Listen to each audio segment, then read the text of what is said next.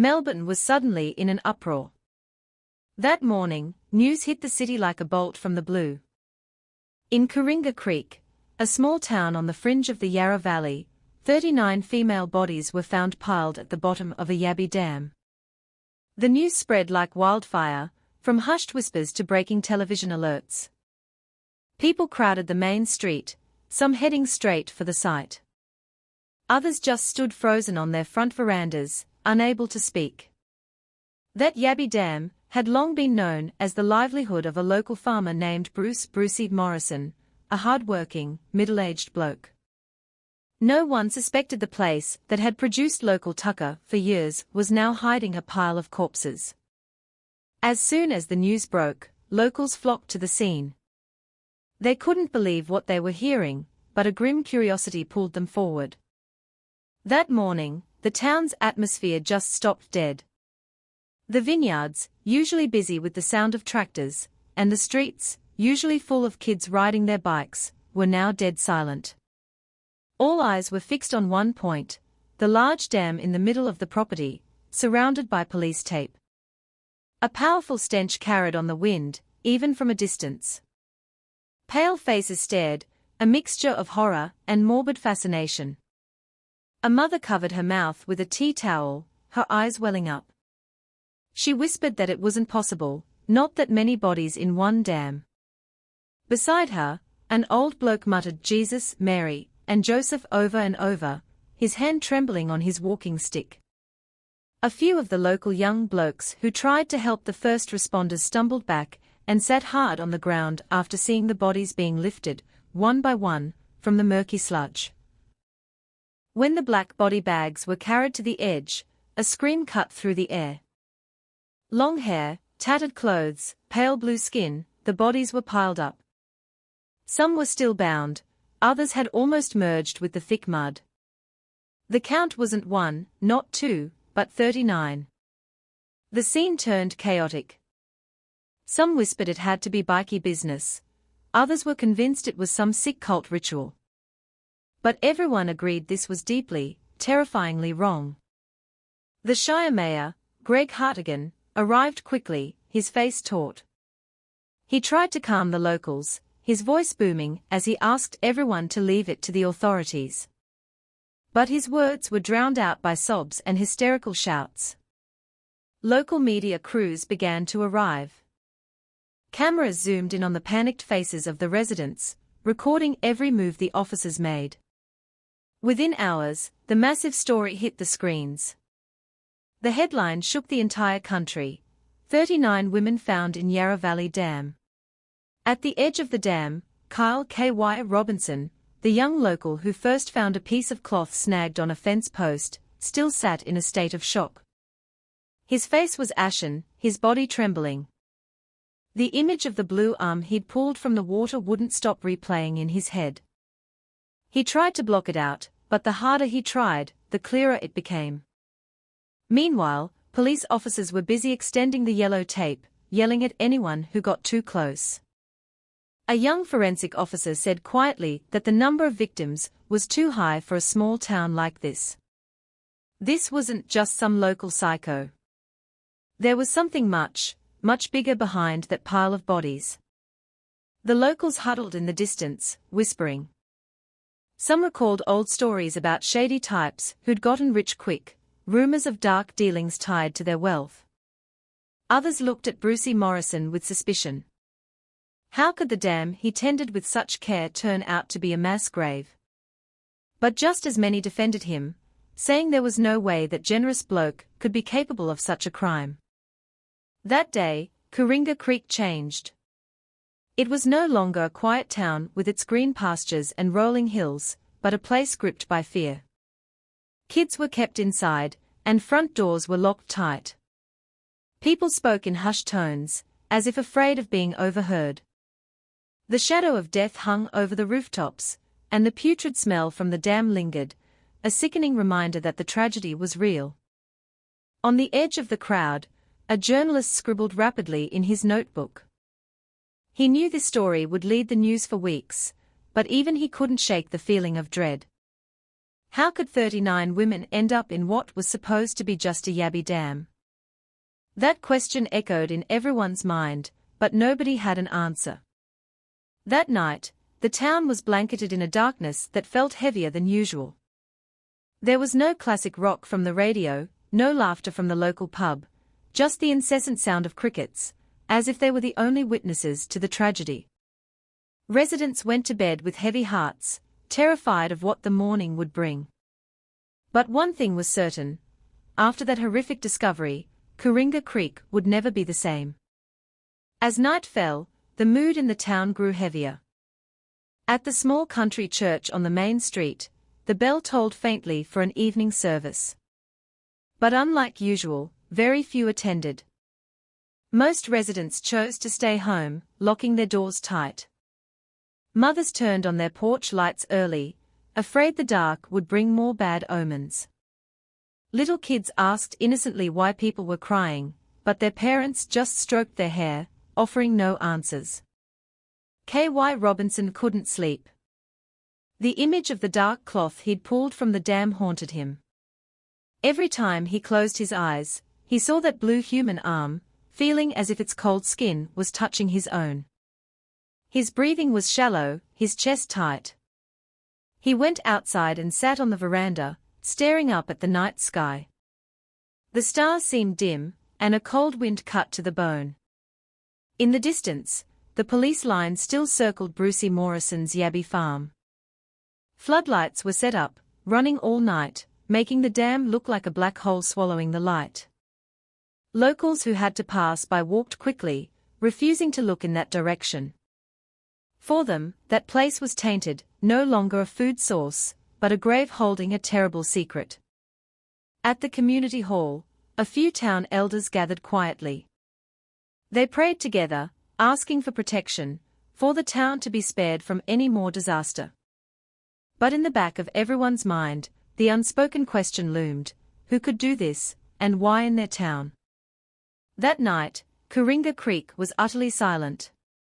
There was only the sound of the wind rustling through the gum trees and the occasional howl of a distant dingo. But beneath that quiet, everyone knew one bitter truth: their lives had changed. Since those 39 bodies were pulled from the mud, the town's peace was buried along with them in that murky, stagnant water. Coringa Creek, on the fringe of the Yarra Valley, had always been known for its tranquility. Long before the news of the dozens of bodies shattered its calm, life there was simple, and the community was tight-knit. In the mornings, cool air drifted down from the ranges, mixing with the smell of damp earth from the vineyards and pastures. The sound of kookaburras laughing would echo along with the lowing of cattle in their wooden yards. Locals believed the morning was a blessing, a fresh start. Kids would ride their bikes down the dirt tracks that crisscrossed the town, sometimes racing homemade go-karts, or just exploring the creeks. Their laughter was the soundtrack to the morning sun. Mums were busy in their kitchens, making breakfast, the smell of toast and bacon and eggs frying.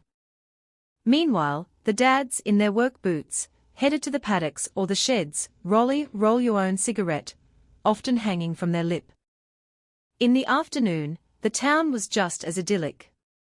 Kids coming home from school would sit on their front steps eating their after-school snack, usually a Vegemite sandwich, or a Tim Tam. The young blokes would gather at the local footy oval for a kick-to-kick. Even with just a worn-out Sherrin AFL ball, their shouts and cheers brought the town to life. The Coringa Creek Community Hall was always the hub of activity. It was where locals gathered for council meetings, fundraisers, or just a Saturday sausage sizzle. Mayor Greg Hartigan was often there, greeting everyone with a friendly smile, asking after their families one by one. He was known for his easy laugh, and was always willing to help out a local family doing it tough. Many called him Mr. Coringa Creek, as if he were a father to the whole town. The town also had its traditions. The Sunday service at the little church was always well attended. Locals would gather to sing hymns and pray. Kids sat squirming in the pews next to their parents. Afterwards, everyone would share tea and lamingtons or scones, baked by the Country Women's Association. These moments made everyone feel like one big family. Not much had changed in Coringa Creek for decades. The side roads were still dirt, only the main street was sealed. Vineyards and pastures stretched out, green in the spring, golden brown in the summer. The residents lived off the land, farming, or running small local businesses. Life moved slowly, patiently. It was as if time itself deliberately slowed down, so they wouldn't lose that sense of peace. But behind all that peace, there was one spot that was always a source of pride: Brucey Morrison's Yabby farm. The big dams he dug and maintained so carefully were the town's quiet success story. Many young lads got their first job there, helping to feed the yabbies or clean out the dams. Brucey was known for being generous, often paying more than the standard wage just to keep the kids motivated. He also had a habit of giving simple, meaningful advice. "Yabbies are tough buggers," he'd say. "Live in the muddy water, but they survive, even when the environment's not perfect." If people learned from yabbies, life would be stronger. That advice was remembered by the locals, repeated at the pub, as if it were a guiding principle. Everyone believed that Coringa Creek would be peaceful forever. No one imagined that behind the Yabby Dam and its wise advice, a horrific secret was hidden, one that would eventually change the fate of the entire town. Back then, no one was prepared for the reality. They just lived their routines, working, laughing, and praying as usual. Those peaceful days were now just a bitter memory. Every time the locals looked at the vineyards or sat in the community hall, they remembered how quiet life was before the truth clawed its way out. The peace they were so proud of had been torn apart, replaced by fear and suspicion. It was as if the slow-moving town had suddenly been hit by a cyclone that flattened everything. But for those who listened, remembering the peaceful face of Coringa Creek was a valuable reminder that life can be shattered in an instant, and that true tranquility doesn't always mean safety. Because beneath the calmest water, a dark, deadly current can be hiding. Brucey Morrison was one of the most respected blokes in Coringa Creek. Besides the mayor, the middle-aged farmer was known for being diligent, tough, and down-to-earth. His hair was turning grey, and his skin was leathery from the sun, but a friendly smile was always on his face. Everyone he met was greeted with a warm "G'day," as if he always had time to listen to their worries. The Yabby farm he'd built wasn't an overnight success. Decades ago, back in his 30s, he decided to try farming yabbies on the patch of land his old man left him. The land was originally just a small, dry paddock, not big enough for decent grazing. Patiently, he dug the dam himself, reinforcing the earthen walls. He started with just a few hundred yabbies. The profits were small, but his spirit never wavered. He was known for being stubborn. Every time the dam dried out or the yabbies died off, he'd just try again with a new method. One season, all his stock died because the water quality was poor. But instead of giving up, he learned to rig up a simple filter system from old pipes to keep the water moving. From there, his dams began to expand. Bit by bit, his income grew. With the money he made, he bought the neighboring paddock and dug another dam. Now he had more than 10 large dams. The locals saw him as a role model. He didn't just build his own business, he gave jobs to the local kids. Many young blokes who hadn't finished school could still earn a wage helping out at the farm. Some hauled bags of pellets, some cleaned the sludge, and others did the night watch. Brucey was never stingy. Sometimes he'd pay them more than he had to. His reason was simple: keeps the young fellas keen on a hard day's work. He also loved to give advice. Sitting at the pub with the other old-timers, he'd often talk about his philosophy on life, learned from the yabbies. "They are tough critters," he'd say. "Live in the mud, but they hang on. Don't complain even when things are crook. If we learned that, we could be just as tough when times get hard. Those words were repeated so often they became local wisdom. Many young blokes felt motivated by them, holding onto that phrase when they faced their own struggles. In his simple brick veneer house, Brucey lived with his wife and 2 kids. He was known as a dedicated family man, never raised his voice to his wife, and always pushed his kids to get a good education. For him, school was the way to make sure the next generation didn't have to struggle as he did. The Morrison family life seemed completely normal. There were no strange signs. When there was a local barbecue, or a town fundraiser, he'd always show up, donating a tray of snags or a case of beer. When someone passed away, he'd be there, helping out. At Christmas, he'd always donate generously to the local Salvation Army. All this goodwill made it hard for people to imagine that his property would one day be the place where dozens of bodies were found. For the young blokes in town, working at Brucey Morrison's yabby farm was a good gig. They learned that hard yakka work paid off. K.Y. Robinson was one of them. He often told his mates that Brucey wasn't just a boss, he was a mentor. He remembered one hot afternoon, when he was complaining about being knackered. Brucey just clapped him on the shoulder and said, "If you only look for the easy jobs, life will always feel heavy. But if you face the hard stuff head-on, sooner or later, that load will start to feel light." Everyone believed Brucey Morrison was a good bloke. He was a symbol of hard work and living proof that a local could make a success of himself without leaving his hometown. That's why, when the stench started to rise from his dams, no one dared to accuse him. They preferred to pinch their noses and figure it was just dam sludge, or a dead kangaroo. But quietly, fate was preparing a shock. The dam that had always been seen as a blessing and a source of livelihood was hiding a dark secret. A secret that would slowly drag Brucey Morrison's name into a storm of suspicion. And the locals who had respected him for so long would soon be faced with a bitter reality that was hard to accept. Ever since he was a kid, K.Y. Robinson was used to the swampy smell of the Yabby Dams. It wasn't something that bothered him. Every time he helped feed the stock at Brucey Morrison's farm, he could just hold his breath and get on with the job. But during a long, hot drought in 2023, he started to notice something different. That morning, as he carried a sack of pellets to the dam's edge, his nose was hit by a rotten smell that stung his nostrils. It wasn't just the usual swampy smell, or mud baking in the sun. This was something sharper, more pungent, like a dead kangaroo that had been rotting in water for too long. KY stopped for a second, covering his nose with the sleeve of his flannelette shirt. He felt sick to his stomach, and his legs felt unsteady.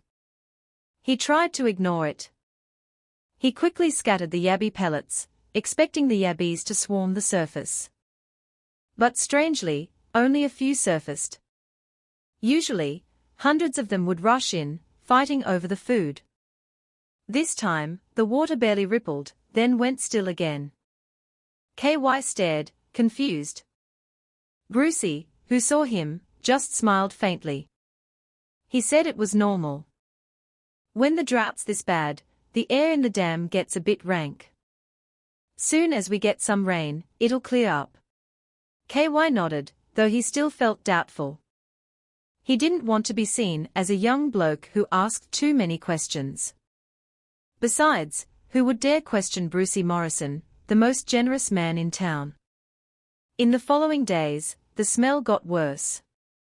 Every time the wind blew from the direction of the dam, locals living nearby felt dizzy. One woman complained of getting a headache every afternoon. A dad said his kids refused to walk on the path near the dam because they couldn't stand the smell.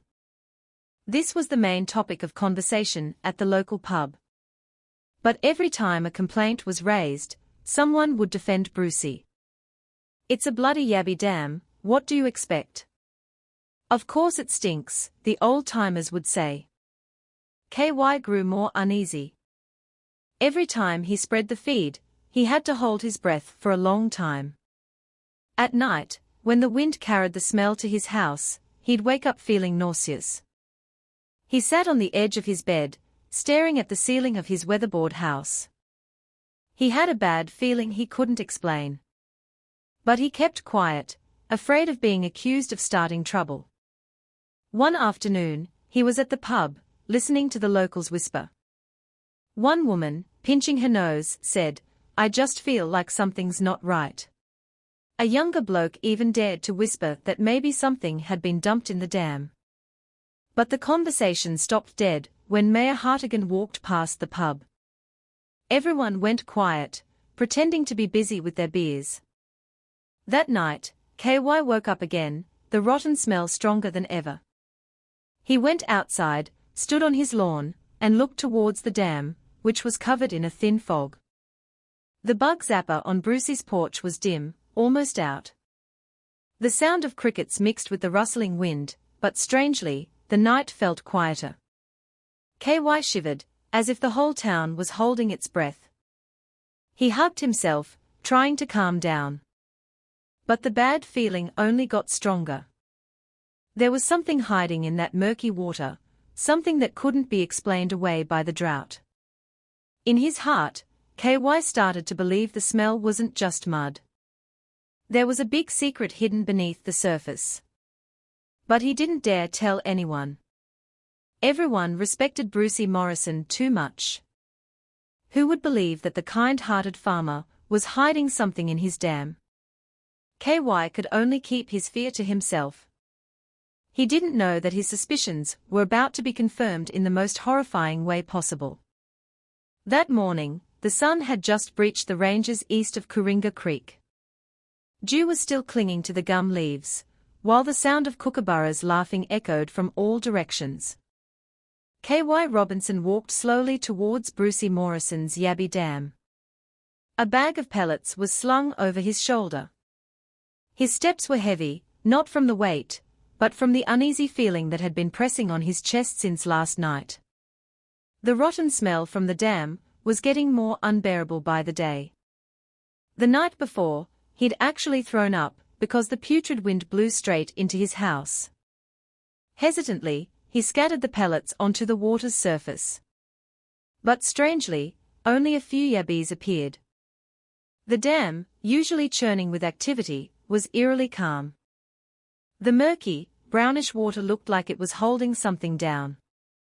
KY called out for Brucey, hoping the older man would appear from the tin shed next to the dam. But the door was shut tight. No answer, no sign of life. Feeling uneasy, KY sat on the dam's edge, staring at the surface, which occasionally released a small bubble. The stench was overwhelming. He covered his nose with his hand. Curiosity got the better of him. He grabbed a long metal pole that was used to stir the feed. Slowly, he prodded the dam floor, hoping to find an answer. When he lifted the pole back up, something was stuck to it. A dark piece of fabric, wet and stinking.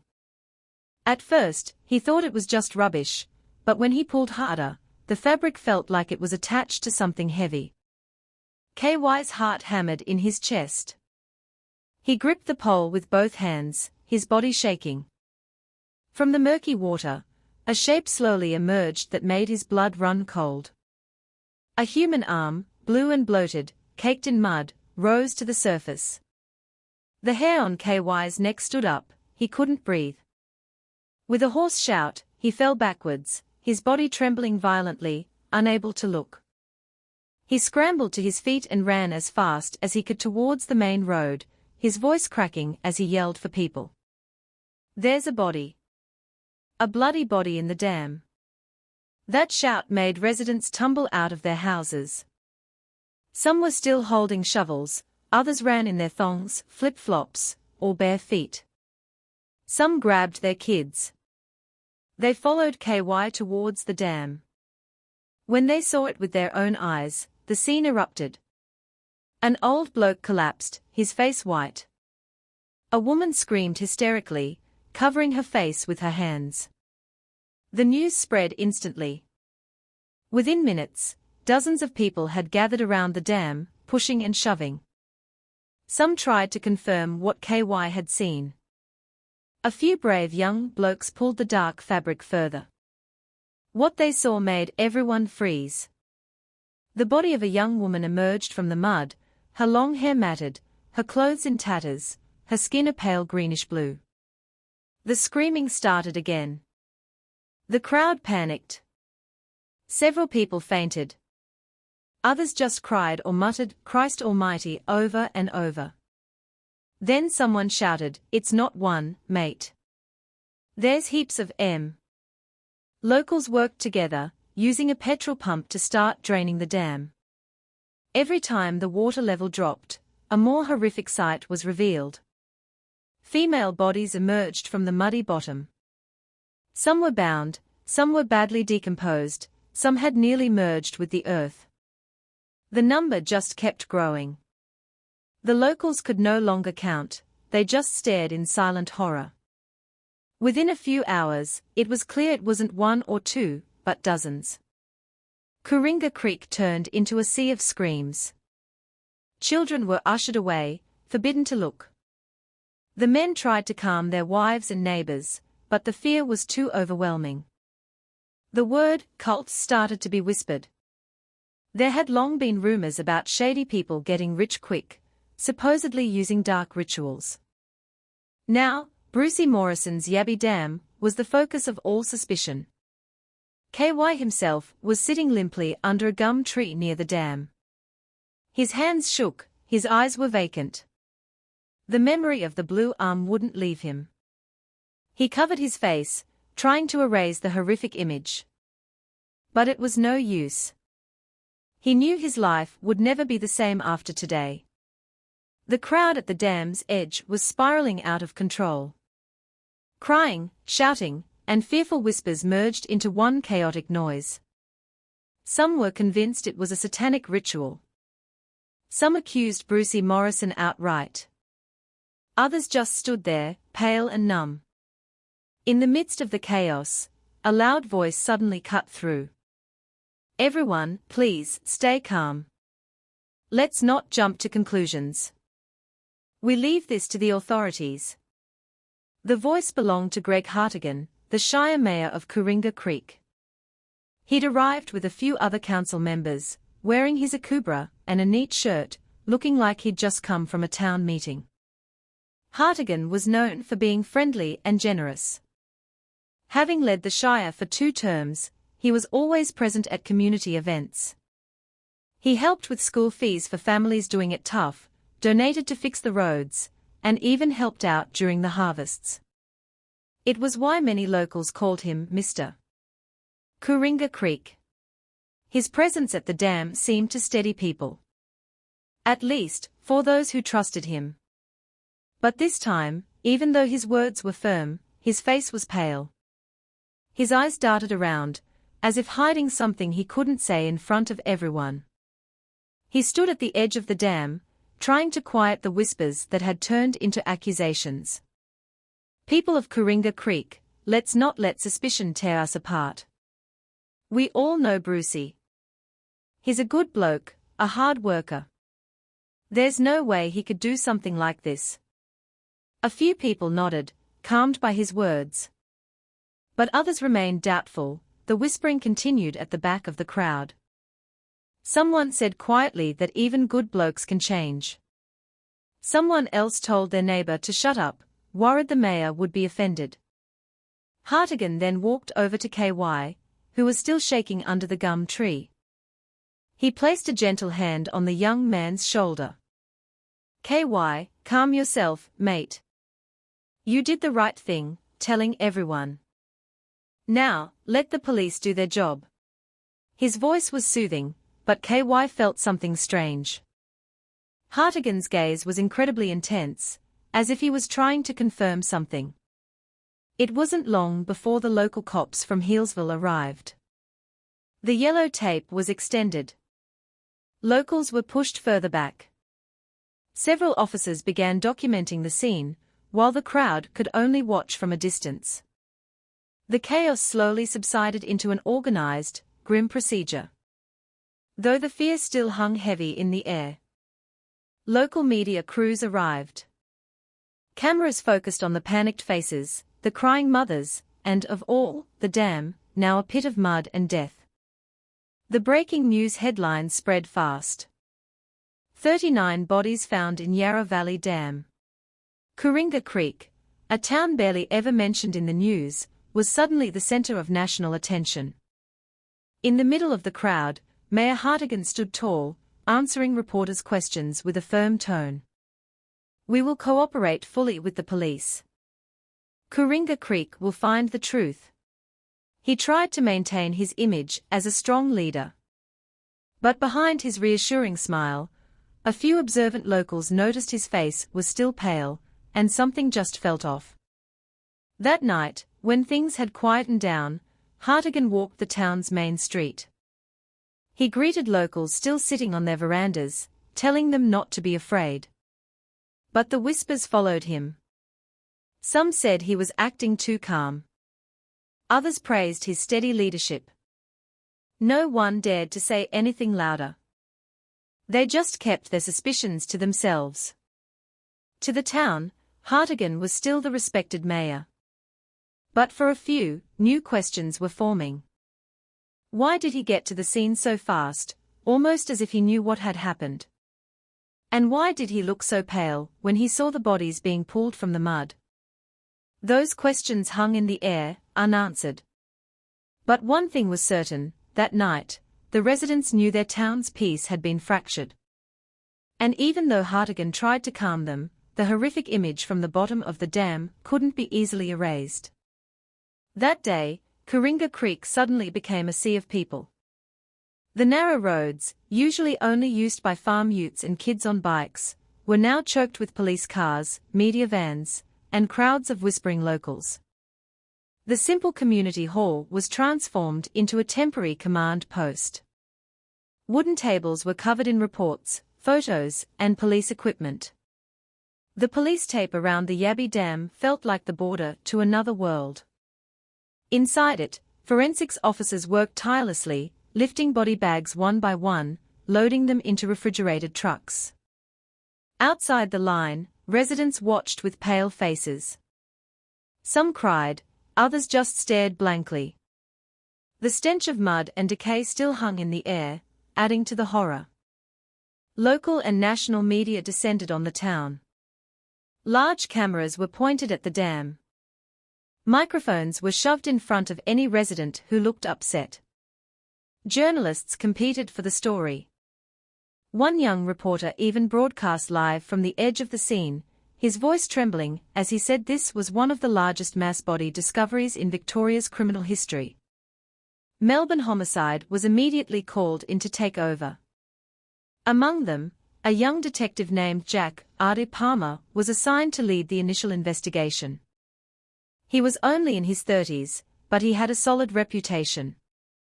He was known for being sharp, relentless, and often cracked the tough cases. When his unmarked car pulled up outside the community hall, all eyes turned to him. There was a desperate hope on the locals' faces, as if his arrival alone could provide answers. Arda stepped out of the car with a steady gait. Mayor Hartigan immediately went to greet him, shaking his hand firmly. "Welcome, Detective. Our town is counting on your help."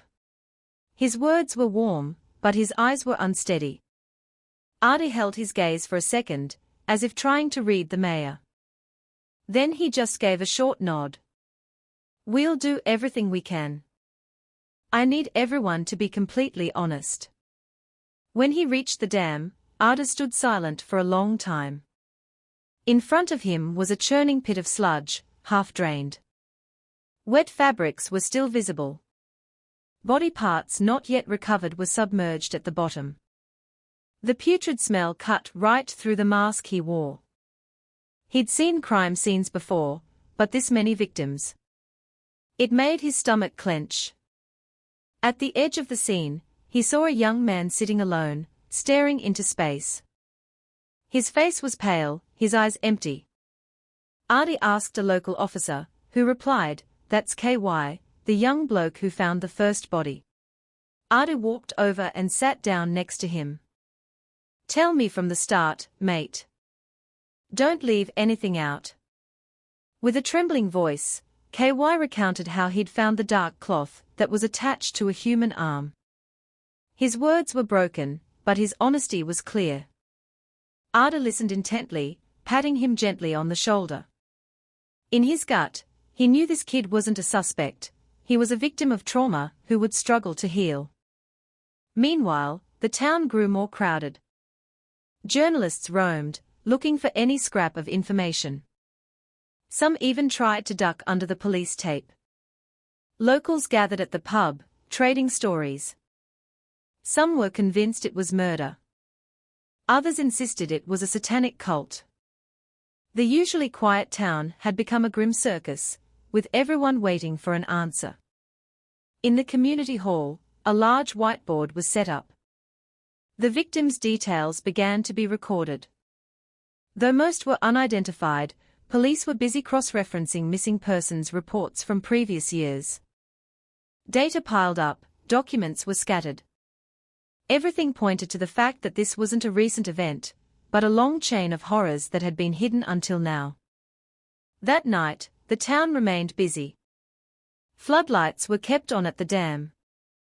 Officers stood guard in shifts. Journalists were still staking out the area, hoping for a new development.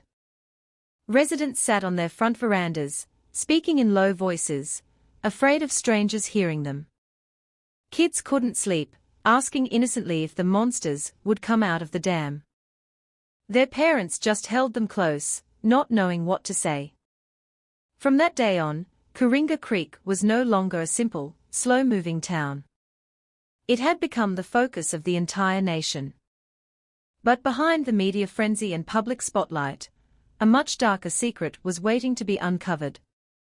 And Jack Palmer, the young detective who had just arrived, had no idea this case would drag him in deeper than just doing his job. That afternoon, the sun dipped towards the west. The Melbourne sky began to turn a pale orange. At the edge of the Yabby Dam, forensic officers were still methodically removing the last of the bodies. Black bags were lined up on the dirt track, numbered with white chalk for identification. Locals watched from a distance. Some covered their faces, others prayed quietly, their eyes wet. Jack Palmer stood just outside the police tape, his gaze fixed on the line of body bags. He felt a strange pull, a feeling in his gut he couldn't explain. His instincts urged him to get closer, as if something over there was calling to him. One of the body bags hadn't been loaded into the truck yet. Artie asked an officer for permission to see it. The officer hesitated, but the detective insisted. With a slightly trembling hand, he slowly pulled down the zipper. The smell of decay hit him like a physical blow, but Artie kept staring. The face he saw made his blood run cold. A woman, likely in her 40s. Her long hair was matted with sludge, her features damaged by the water. But the lines of her face were so familiar. Artie staggered back, his chest tight, his eyes burning. The world seemed to stop. In his mind, he heard his own voice whisper, "Mum."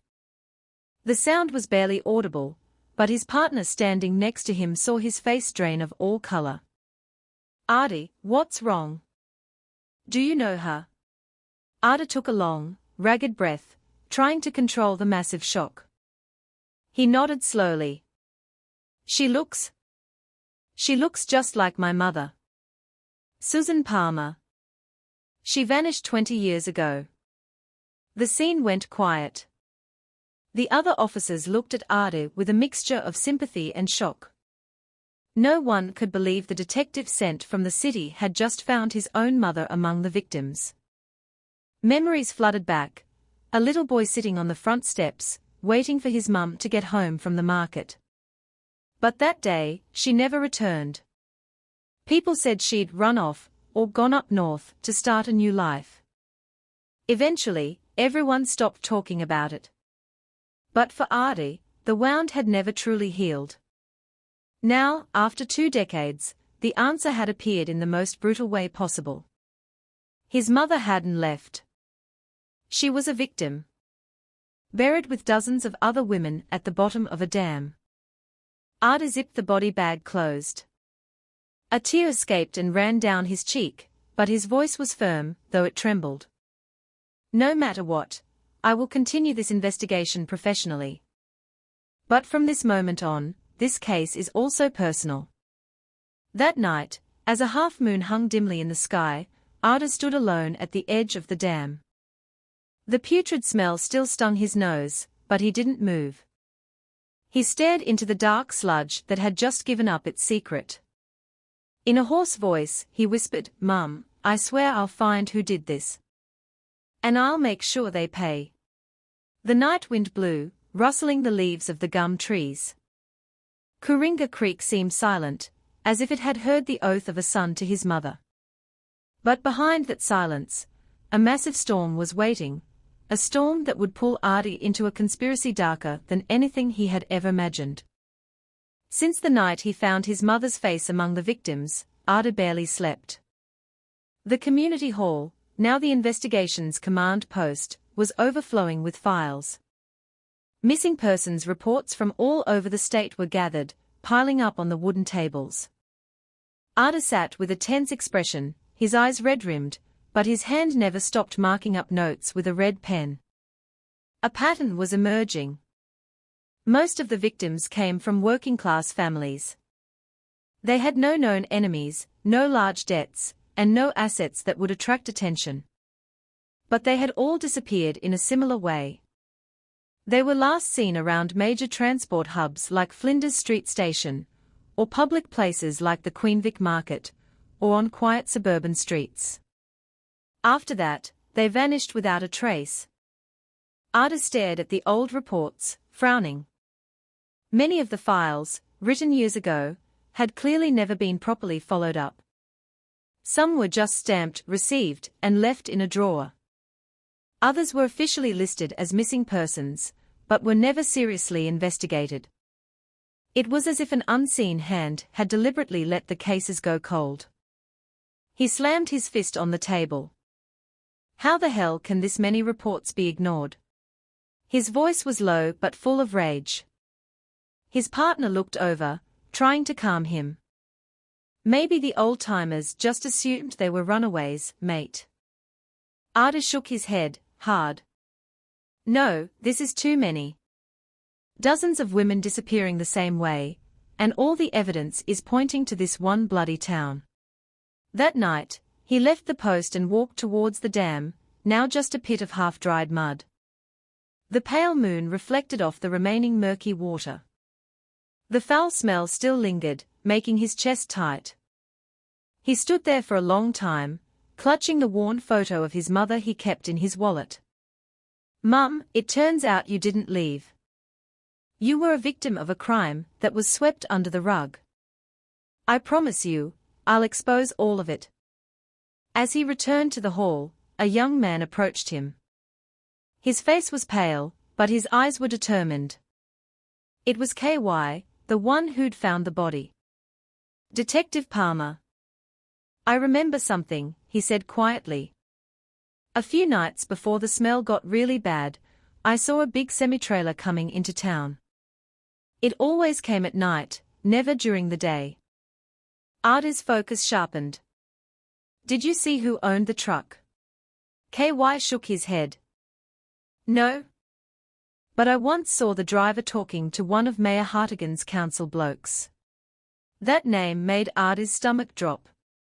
The mayor, so respected by the locals, the so-called Mr. Coringa Creek, apparently had a shadow. He put a hand on KY's shoulder, warning him not to tell anyone else. "This could be dangerous, mate." From that night on, Ardi's suspicion hardened. This case wasn't just about murder or a dumping ground. There was a much bigger network, and there were influential people deliberately covering it up. They were probably right here, in this town, maybe even the people he spoke to every day. Arda snapped his notebook shut. His eyes were fierce. From now on, he wasn't just dealing with a regular criminal, he was dealing with a deep-rooted conspiracy that could destroy anyone who dared to uncover it. The air in Coringa Creek felt suffocating that night. The wind was low, carrying the rustling of dry leaves, adding to the silence. Arda sat in his unmarked car, watching the quiet main street. He was exhausted, but his mind wouldn't switch off. KY's words about the large truck kept replaying. A truck that came and went in secret. Around midnight, he saw faint headlights approaching from the main highway. Arda immediately started his engine, but kept his distance, lights off. From afar, he saw a grey Pantech truck roll slowly into town. Its headlights were dimmed, almost invisible if you weren't looking for it. The truck stopped briefly near an old, disused packing shed. The building was covered in moss, its roof rusted through, it had been empty for years. But tonight, two men got out of the cab and opened the rear doors. From behind the shadows, Arda watched intently. He heard the sound of metal clanging and then, faintly, a muffled cry. Arda's blood ran cold. There were survivors in there. But before he could move, one of the men slammed the door shut. The truck started moving again, heading back out of town. Arda followed, keeping a safe distance. But a few hundred meters later, a motorbike with two men in dark helmets and jackets roared up behind him, its engine loud, as if deliberately announcing their presence. Arda knew he'd been spotted. If he kept following, his cover was blown. Reluctantly, he pulled over, killed his engine, and let the truck disappear around the bend. He was furious. The chance to rescue a victim had just slipped through his fingers. But that night also confirmed his theory. The bodies in the dam weren't about a local feud or a sick cult, like the locals whispered. This was clearly a human trafficking ring. Women were being kidnapped. Some were sold, and others, the ones in the dam, were dumped when they were no longer useful. And Coringa Creek was being used as their disposal site. The next morning, Arda called KY into the command post. The young man arrived looking pale, still clearly traumatized. Arda looked him square in the eye. KY, are you absolutely sure you saw that truck driver talking to someone from the council? KY nodded, his body trembling but his voice firm. I don't know his name, but I definitely saw him sitting on the council office veranda with one of Mayor Hartigan's guys. Arda let out a long breath. The pieces were starting to fit. The name of the mayor, so revered by the town, kept popping up. But as a detective, he knew he couldn't move without solid proof. He needed evidence, a witness, a confession. That night, Arda wrote in his small notebook. He noted the grey truck, the old shed, the sound of crying, and the possible involvement of a town insider. His hand was shaking, but his writing was clear. He whispered to himself, I can't slip up. One wrong move could cost lives. Outside, the farm kelpies' dogs barked into the night, as if sensing the tension in the air. Arda looked up at the cloudy sky. He knew one thing for sure. The hunt had just begun, and that grey truck was the key to unlocking the whole dark secret. In the following days, Coringa Creek was on edge. Every corner of the town was filled with whispers. Some locals were still convinced it was a satanic cult. Others were starting to feel that a very real, human evil was behind the mystery. But for Arda, his belief was solid. He'd seen the truck transporting people. He'd heard the cries from inside. This wasn't supernatural, it was proof of life. At the command post, the stack of missing persons reports grew. The forensics team also began to get DNA matches, linking the victims in the dam to the old reports. One by one, names became clear. Most were young women from working-class families. They weren't rich, not influential. Just ordinary girls who had never come home. Ada stared at the large whiteboard in the post. He drew lines with a red marker, connecting the locations where the victims had disappeared. All the lines converged in one large circle, right around Coringa Creek. The more he stared, the clearer it became, this town was the end of the line. That afternoon, Ada sat with two colleagues who had driven up from Melbourne. They were discussing the case. One of A_scared, "Are we sure this isn't just some weird ritualistic thing?" Ada looked at him for a long moment, then answered with a firm voice. "No. I've seen it myself. There's a truck, there are armed men, and there are living victims. This isn't supernatural, this is human trafficking." Those words made the air in the room feel heavy. Everyone went silent, realizing the scale of the network they were facing. If this was a trafficking syndicate, the perpetrators weren't small-time crooks. This involved big money, logistics, and protection from high up. That night, Ada stood at the edge of a paddock overlooking the Yabby Dam. The wind still carried the faint smell of decay. He stared at the mud for a long time, as if speaking to his mother. "Mum, it wasn't a monster. It was men. Greedy men, selling people's lives for money. I swear I'll bring them down." Not far away, KY approached, his face anxious. "Detective, I'm hearing that some locals still think it's a cult. They are getting spooked, they don't want to talk." Ada put a hand on the young man's shoulder. "Don't worry. The truth will come out. I've seen enough proof." From that moment, Ada's focus narrowed. He started re-examining the Shire's financial records, construction permits, and the activities of businesses in the Yarra Valley. Everything that looked clean on the surface, he now suspected was a front. The deeper he dug, the more certain he became that this network was vast, well-organized, and protected by the very people who were supposed to be protecting the community. As night fell, Adi opened his notebook again. He wrote decisively, "This is not a cult. This is human trafficking, involving powerful people and big money." He shut the book with a snap. His eyes stared into the town's darkness. Beneath the sound of the crickets, he knew there were secret movements, people watching him. But he wasn't afraid. His resolve was set. From this night on, he was no longer investigating a mystery, he was dismantling a vicious syndicate hiding behind the friendly face of a small town. That morning, the Melbourne sky was overcast, the low grey clouds adding to the weight Ada felt. In the community hall, he sat at a wooden table piled with files. He was exhausted, his eyes burned, but his mind was racing. Something had been bothering him ever since KY mentioned the truck driver talking to one of Mayor Hartigan's men.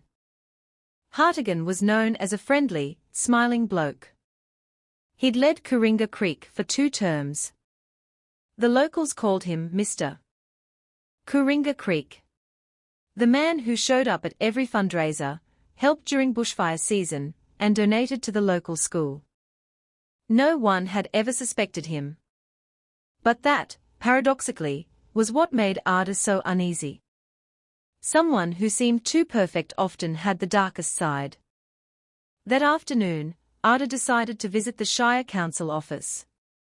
He wanted to talk to Hartigan face-to-face. When he walked in, the mayor greeted him warmly, smiling as usual. "Detective Palmer, I'm just appalled by this whole business.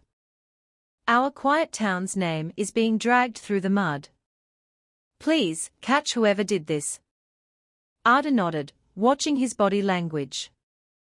The smile seemed genuine, but there was a tension in his jawline, as if he were hiding something. Ada deliberately pushed further. "Mr.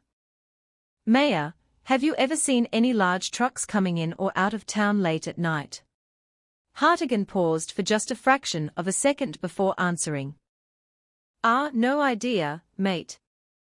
Probably just produce trucks from the farms. You know how it is. The answer was too quick, too dismissive. Ada logged it. His gut told him that was a lie. That night, Ada wrote in his small notebook. He wrote Greg Hartigan's name in bold letters. Underneath, he drew a large question mark. He knew accusing a respected mayor without proof was a fatal error. But the pieces of information were all pointing in one direction. Suspicious financial trails, the mysterious truck, and locals who were too scared to talk.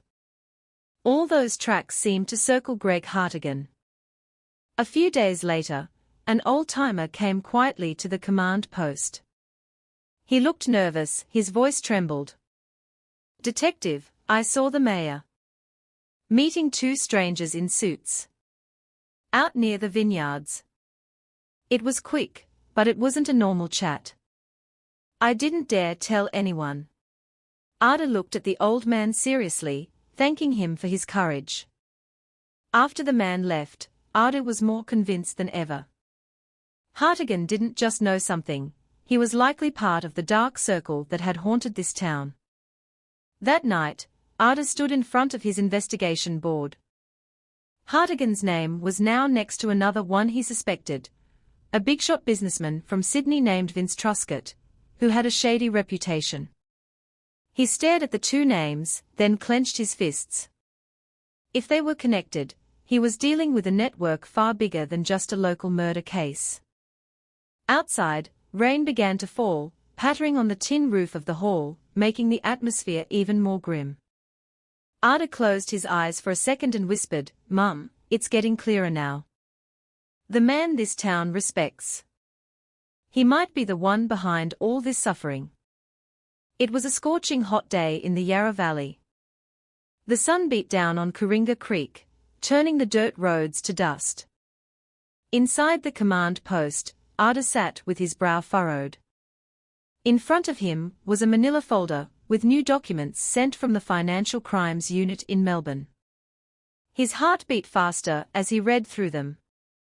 There, in black and white, were financial transactions from several council members, including Mayor Greg Hartigan's personal account.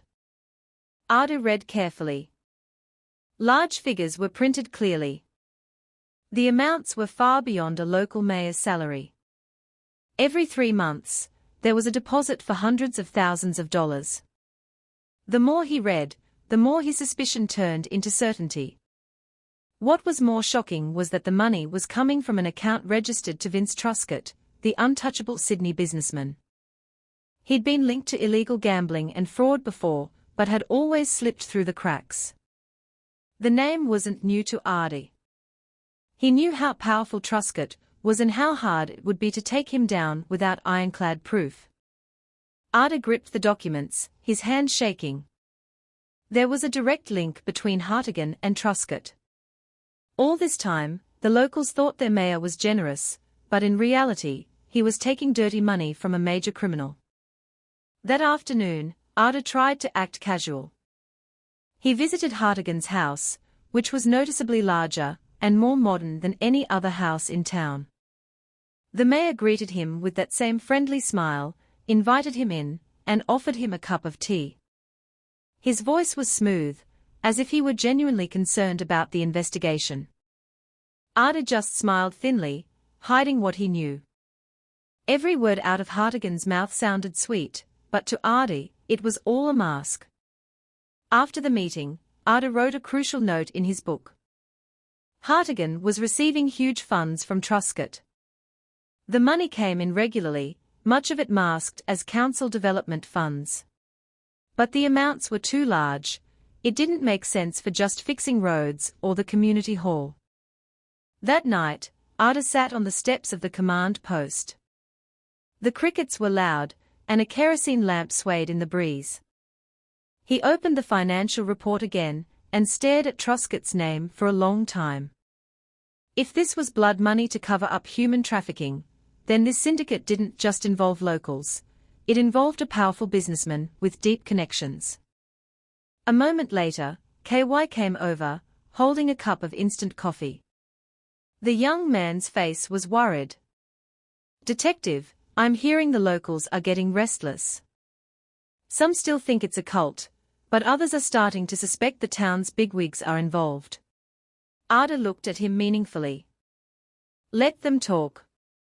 The more people get suspicious, the harder it is for the guilty to hide. He took a sip of the hot coffee.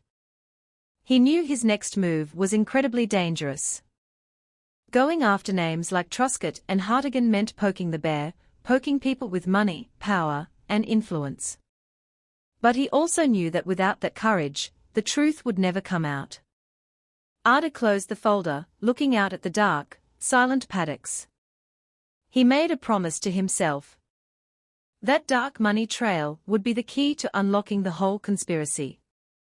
That night, the Melbourne sky was dark, the moon hidden by thick clouds.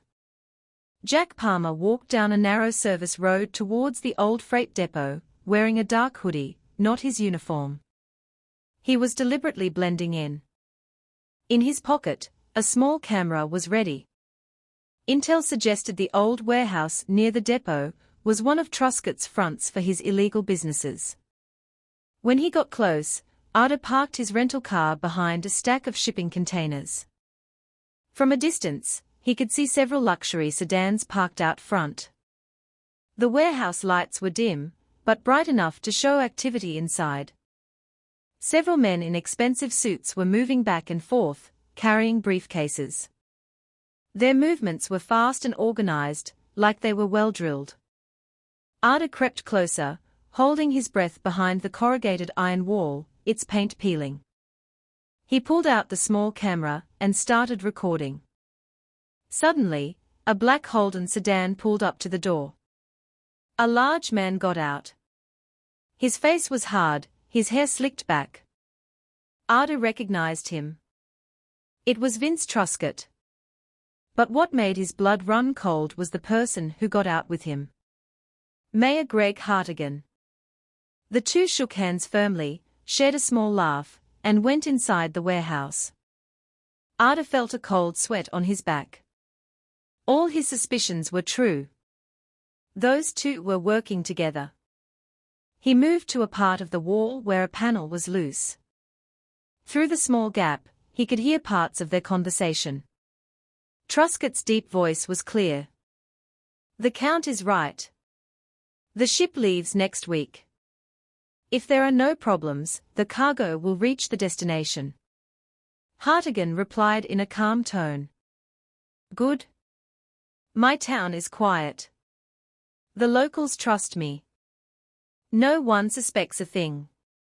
That dam is useless now, anyway. We'll find another place. Ada gripped the camera tightly. Cargo clearly didn't mean goods, it meant people. The line about the dam connected all the dots. The Yabby Dam was just a dumping ground for victims who were no longer useful. But then another voice spoke, low and sharp. There's a cop sniffing around. Name's Jack Palmer. Ada flinched. They'd said his name. Truscott replied coldly. Let him. If he gets too close, we'll get rid of him. Ada's heart hammered. He backed away slowly, terrified his breathing would be heard. Cold sweat dripped down his neck, his hands shaking. He knew, right then, that he was playing with fire. One wrong move, and he'd be dead before he could expose any of it. He quickly got back to his car, started it quietly, and left the area without a trace. When he got back to the command post, he wrote down every detail in his notebook. He had the meeting between Hartigan and Truscott on camera. It was the smoking gun. Even if it was risky, it was a start. Ada sat for a long time, staring at his investigation board, now covered in red lines. It was all clear now. Coringa Creek was just a small stage for a massive human trafficking drama, controlled by men in power. And he, a young detective, was in too deep to back out now. That night, Coringa Creek was no longer quiet. The main street was filled with restless residents. Some carried torches, flashlights, others gripped pitchforks and shovels. They'd heard a rumor that Truscott's and Hartigan's men were gathering at the community hall. A bonfire had been lit, and the flames made their tense faces dance in the shadows. Ada stood in front of the locals, along with his partner Russo and KY, the young man who'd found the first body. Their faces were grim but determined, despite their exhaustion. Ada knew tonight was the night. He looked at the residents, one by one, and spoke in a loud, clear voice. "Our time for being silent is over. That dam, that warehouse, and all the victims buried in the mud are proof that this evil is real. The ones who did this aren't monsters from stories, they are men you see every day." A low roar came from the crowd. People looked around, drawing courage from their neighbors. Soon, a black sedan pulled up in front of the hall. Vince Truscott stepped out, wearing an expensive suit and an arrogant smile. Beside him, Mayor Hartigan stood with a blank face, still trying to look like a respected leader. Truscott strode forward, clapping his hands slowly. "Impressive. But don't forget, I've got money. Money buys everything. Including your lives." Ada stepped forward. "Money can't always cover up blood. We have the recording of your meeting with Hartigan at the warehouse. Your voice is clear, your plan is on tape." The crowd started to yell. Hartigan tried to defend himself, shouting that it was all a stitch-up, a lie. But suddenly, Sharon O'Brien, a local mother who had lost her daughter years ago, pushed through, tears streaming down her face. "If it's a lie, Greg, then why did my daughter disappear right after she was last seen with your men? Why did you just tell us to stay quiet every time we asked?" One by one, other locals found their voices. The whispers that had been held back by fear finally erupted into roars of anger. All the stories, all the missing loved ones, all the fear they had swallowed, now came pouring out. Hartigan's face went pale, his eyes darting, looking for an escape. Suddenly, Truscott signaled his men. They pulled guns. The crowd tensed, stepping back. But Artie held up a hand, urging them to stand their ground. In a firm voice, he yelled, "Tonight isn't just about evidence. It's about having the guts to protect our town. If we back down now, our kids and grandkids will be next." Chaos erupted. The sound of wood hitting metal, rocks being thrown, and then a gunshot split the night. A torch hit a pile of dry wood, and the bonfire flared, illuminating the fight. The town had become a battlefield. Ada tackled one of Truscott's thugs, using a fence picket to block a blow. Russo protected the locals, his pistol out, firing warning shots into the air. KY, though young and terrified, ran to help an old man who had fallen. He dragged him to safety, then ran back, his face filled with adrenaline. "Don't be scared. There's more of us than them," he yelled, firing up the crowd. In the middle of the brawl, sirens suddenly wailed. Red and blue lights cut through the darkness. Dozens of officers from the Special Operations Group, SOG, swarmed in with tactical vehicles. Truscott's men panicked. Some surrendered, others tried to run, but were quickly tackled. Truscott made a dash for his car, but Ada cut him off, his own gun raised. "It's over, Vince." Truscott sneered, still arrogant. "You think you've won? My money will have me out by morning." Ada stared at him, his eyes cold. "Not this time. Besides all the other evidence. One of the victims in that dam was my mother." Truscott's smirk vanished. The police cuffed him. Hartigan, his face bruised, was dragged away by the locals. No one believed his friendly smile anymore. Dawn broke. Thin smoke still rose from the embers of the fire. Coringa Creek looked exhausted. But for the first time in a long time, there was a glimmer of hope. The residents stood together, watching the two men they had feared being loaded into police vans. A cheer went up, not because the fight was over, but because courage had finally beaten fear. Ada stood on the side of the road, looking at the brightening sky. He was holding the small, worn photo of his mother. A tear rolled down his cheek, but this time it wasn't for sadness, it was for relief. "Mum, we got him. Your struggle wasn't for nothing." He turned to the gathered locals, his voice quiet but full of meaning. "Remember this. Evil can hide behind a friendly smile. But there is nothing more powerful than the courage to speak the truth.